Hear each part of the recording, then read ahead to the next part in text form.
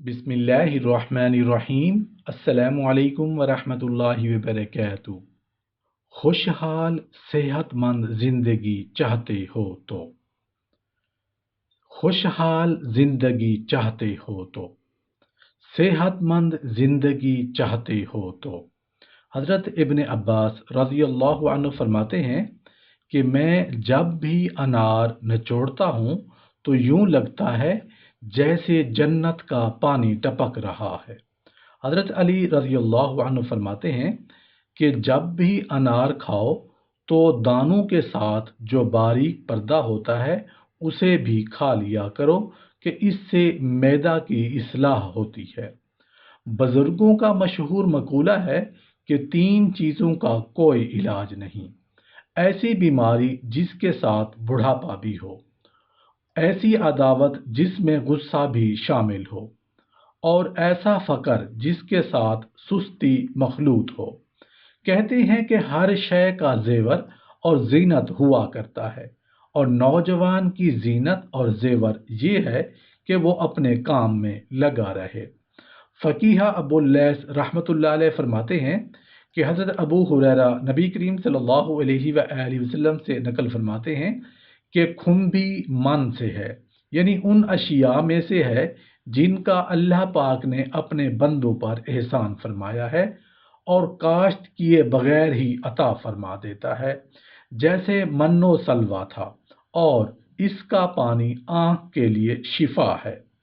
हकीम अबुल कासिम रहमतुल्लाह अलैह फरमाते हैं कि कस्बे हलाल फाकामंद शरीफ इंसान का जमाल है। कस्बे हलाल मजदूर नादार इंसान के लिए पर्दा है, और कस्बे हलाल अहमक कीना परवरों की जुबान बंद करता है। वहाब बिन मंबा रहमतुल्लाह अलैह फरमाते हैं कि मैंने बाज़ कुतुब में देखा है कि खरबूजा खुराक है, मशरूब है, खरबूजा फल है, खरबूजा खलाल है, खरबूजा साबुन है, खरबूजा खुशबू है, मैदा की इस्लाह करता है, खरबूजा भूख लगाता है, खरबूजा रंग को निखारता है, खरबूजा मादा मनविया को बढ़ाता है। नीज आपका इरशाद आली है कि खरबूजा की चार किस्में हैं: मीठा, खट्टा, खुशगवार और तला। मीठा खरबूजा गोश्त और खुशगवार चर्बी पैदा करता है। खट्टा खरबूजा जिस्म से कीड़ों को ख़त्म करता है, और तला खरबूजा बवासीर का बेहतरीन इलाज है। हज़रत अबू हुरैरा रज़ियल्लाहु अन्हु फरमाते हैं कि नबी करीम सल्लल्लाहु अलैहि वसल्लम को फलों में खरबूजा और खजूर बहुत मरगूब थे, और कद्दू का शोरबा बहुत पसंद था। हज़रत तलहा बिन अब्दुल्ला अपने वालिद से नकल करते हैं कि मैं नबी करीम सल्लल्लाहु अलैहि वसल्लम की खिदमत में हाजिर हुआ। आपके हाथ मुबारक में बही का एक दाना था। मेरी तरफ हाथ बढ़ाते हुए फरमाया, ऐ अबू मोहम्मद, इसे इस्तेमाल करो कि ये दिल के लिए मुफीद है।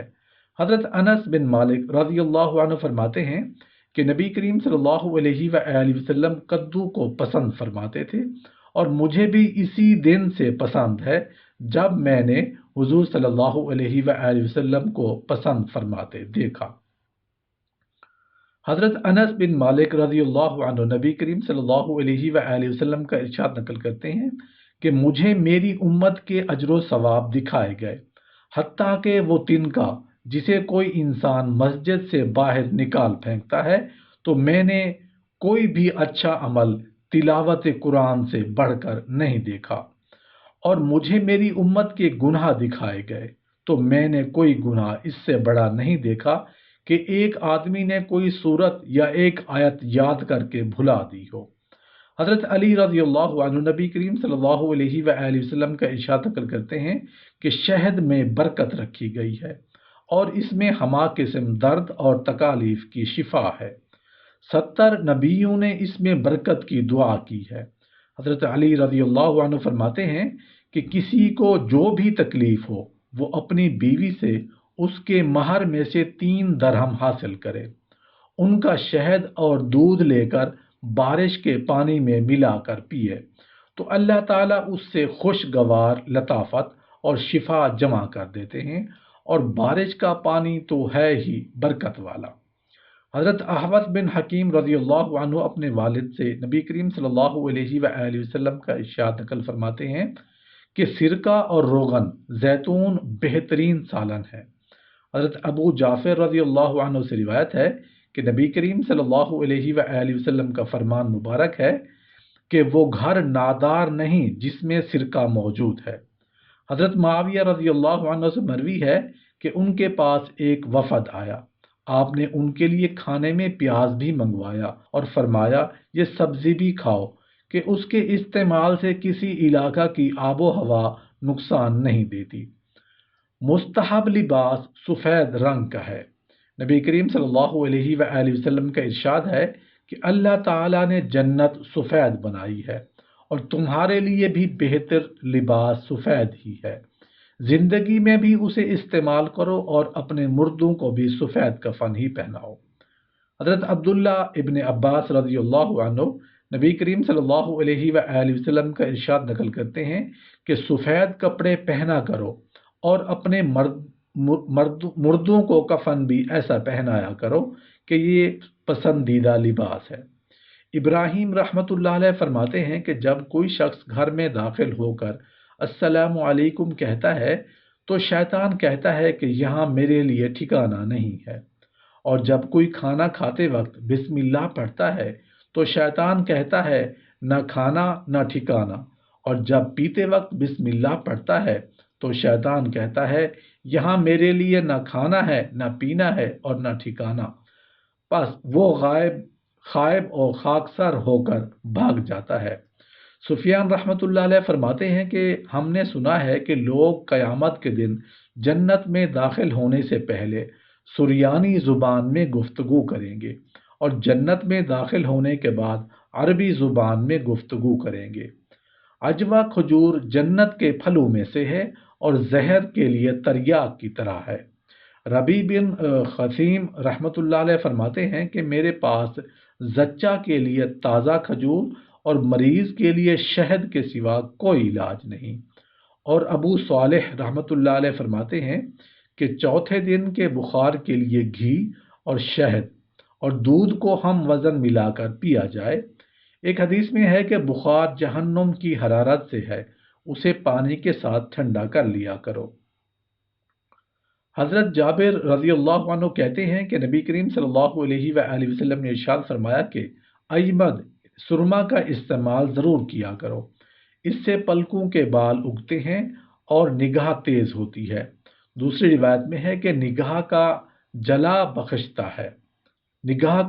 بخشتا ہے۔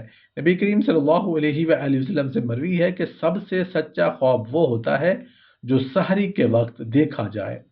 نیز آپ کا ارشاد مبارک ہے کہ اچھا خواب نبوت کے 46 اجزاء میں سے ہے۔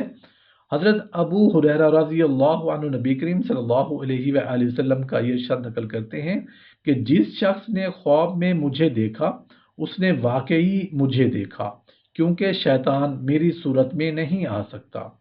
نیز آپ کا ارشاد ہے کہ جس کسی نے مجھے خواب میں دیکھا وہ عن قریب مجھے بیداری میں بھی دیکھے گا۔ حضرت ابن عباس رضی اللہ عنہ روایت کرتے ہیں کہ نبی کریم صلی اللہ علیہ وآلہ وسلم نے ارشاد فرمایا جو شخص خواب کے نام سے کوئی بات کرتا ہے اور حقیقت یہ ہے کہ اس نے کوئی خواب نہیں دیکھا تو اسے قیامت کے دن 2 جو کے دانوں میں گرہ دینے پر مجبور کیا جائے گا اور وہ ہرگز ایسا نہیں کر سکے گا۔ ایک اور روایت میں ہے کہ وہ ہرگز گرہ نہیں دے سکے گا۔ فقیہ ابو اللیث رحمۃ اللہ علیہ فرماتے ہیں کہ عزل کرنے میں کوئی حرج نہیں جبکہ بیوی کی اجازت سے ہو، اور عزل کی حقیقت یہ ہے کہ بیوی سے مجامعت کے وقت انزال سے پہلے الگ ہو جائے تاکہ حمل کا استقرار نہ ہو سکے۔ یہود کے ہاں یہ عمل مکروہ سمجھا جاتا تھا اور وہ اسے زندہ درگور کرنے کی ایک ادنا قسم کہتے تھے۔ اس پر یہ آیت نازل ہوئی نساؤکم حرث لکم فاتوا حرثکم انا شئتم، تمہاری بیویاں تمہارے لیے بمنزلہ ایک کھیت کے ہیں، جس طرح سے چاہو آؤ۔ حضرت ابن عباس رضی اللہ عنہ سے عزل کے بارے میں سوال ہوا تو آپ نے فرمایا کہ اگر اس بارے میں رسول اللہ صلی اللہ علیہ وآلہ وسلم کا کوئی ارشاد مبارک ہے تو وہی معتبر ہے، ورنہ پھر مجھے تو فاتو حرثکم والی آیت سے یہی معلوم ہوتا ہے کہ کرنے اور نہ کرنے کا ہر طرح اختیار ہے۔ حضرت عبداللہ بن مسعود رضی اللہ عنہ سے عزل کے بارے میں پوچھا گیا تو فرمایا کہ اگر اللہ تعالیٰ نے کسی مرد کی پیٹھ میں کسی روح سے اپنی ربوبیت کا میثاق لے رکھا ہے تو اللہ تعالیٰ اس میثاق والی روح کو ظاہر کر کے رہیں گے، خواہ عزل کرو یا نہ کرو۔ حضرت ابو سعید خدری راوی ہیں کہ رسول اللہ صلی اللہ علیہ وآلہ وسلم سے عزل کے متعلق سوال ہوا تو آپ نے اسی قسم کا جواب ارشاد فرمایا۔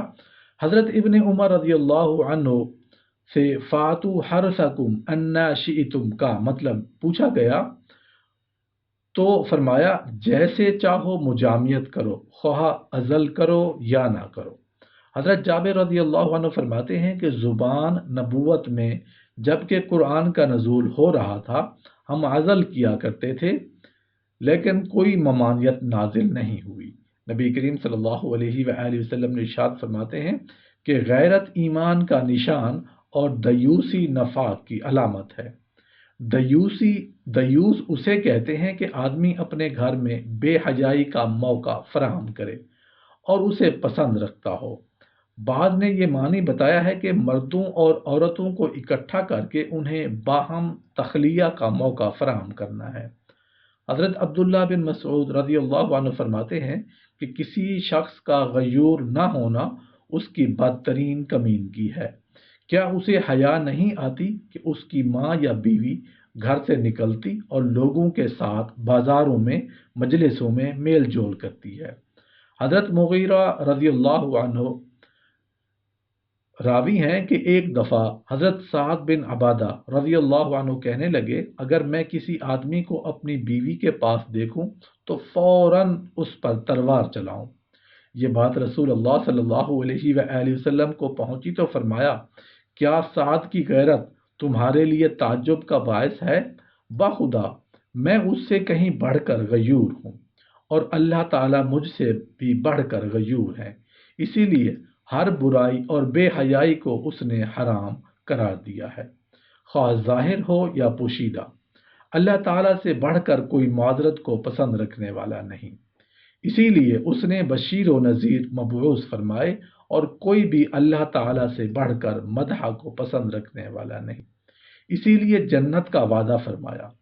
فقیہ ابو اللیث رحمۃ اللہ علیہ فرماتے ہیں کہ اللہ تعالیٰ اور اس کے رسول صلی اللہ علیہ وآلہ وسلم کی نگاہ میں دیوس سے بڑھ کر کوئی شخص برا نہیں۔ نبی کریم صلی اللہ علیہ وآلہ وسلم سے دعا یہ منقول ہے اللہ تعالیٰ دیوس مرد اور دیوس عورت پر لعنت بھیجتے ہیں۔ دیوس وہ مرد ہے جو اپنی بیوی کی بے حیائی پر راضی ہے اور دیوسیہ وہ عورت ہے جو اپنے شوہر کی بدمعاشی پر راضی ہو۔